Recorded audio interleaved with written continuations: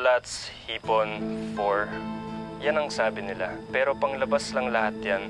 Para sa akin, you're a 10, Micah. Inside and out. Sino mag-aakalang mai-inlove ako sa'yo? Hindi raw tayo bagay, pero mapipigilan ba ang puso?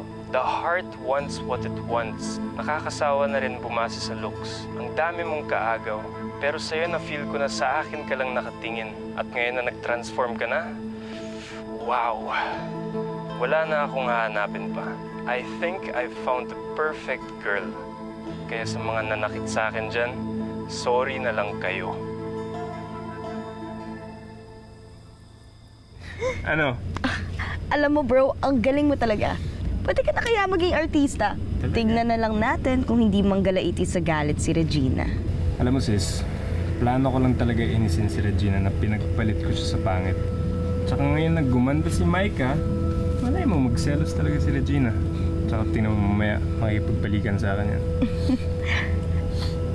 Eh kung makipagbalikan sa'yo si Regina, ano namang balak mo kay Micah? Wala. Tsipera na. Ano tingin mo, may gusto ko kay Micah? Alam mo naman yung tsura nun dati. Post mo na yung video, bilis. Eto na, wait.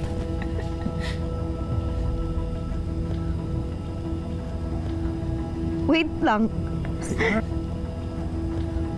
Nag-view agad si Regina. Hindi nga. Ay, ano? Ano ba sabi ko sa'yo? Teka, message. Galing mo talaga. Teka. Bro, don't. Bakit? Hayaan mo siyang ma-insecure lalo. Kailangan siya yung mag-first Sabi ko na nga ba, niloloko niya si Mikey. Ano?